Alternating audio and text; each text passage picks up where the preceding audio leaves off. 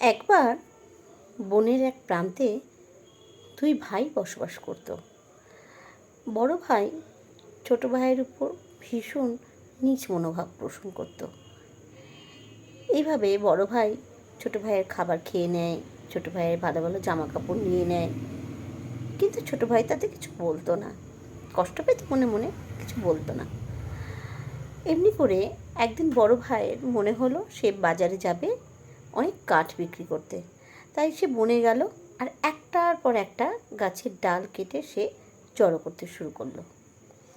এইভাবে যখন অনেকগুলো গাছ কেটে ফেলেছে, তখন একটা জাদুকর গাছের কাছে সে গিয়ে উপস্থিত হলো।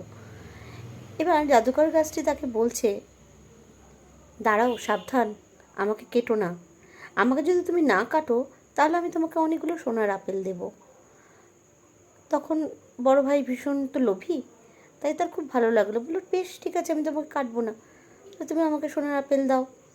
তো তাকে জাদুকর গাছটা সোনার আপেল দিল। এবার সোনার আপেলগুলো নিয়ে তার ঠিক মন পোষালো না, সে আরও চায়, কারণ সে তো ভীষণ লোভী না। তো বললো যে, না, তুমি আমাকে আরও আপেল দাও, নাহলে আমি তোমাকে একদম গোড়া থেকে উপরে ফেলে দেবো। এইবার জাদুকর গাছটা ভীষণ রেগে গেল।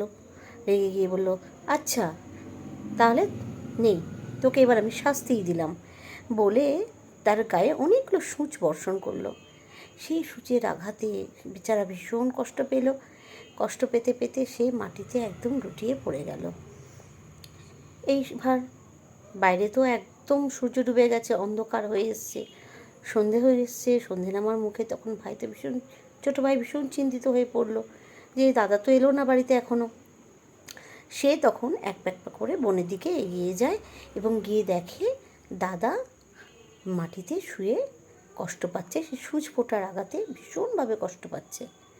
তখন সে দাদাকে তুলে নিয়ে আস্তে আস্তে করে ভালোবেসে একটা একটা করে সূচ তার গা থেকে উপড়ে ফেলে, মানে খুলে নেয়।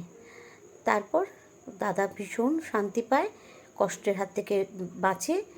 আর সেই পর থেকে ভাইয়ের কাছে প্রতিশ্রুতিবদ্ধ হয় যে আর সে কখনো ভাইয়ের সাথে খারাপ আচরণ করবে না।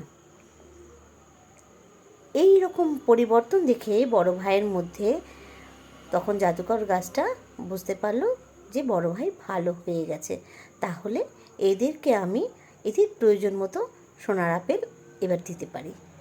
তখন দুই ভাইকে তাদের প্রয়োজন মতো সোনার আপেল দিল, আর তারাও মহা খুশি হয়ে সেই সোনার আপেল নিয়ে বাড়ি চলে এলো।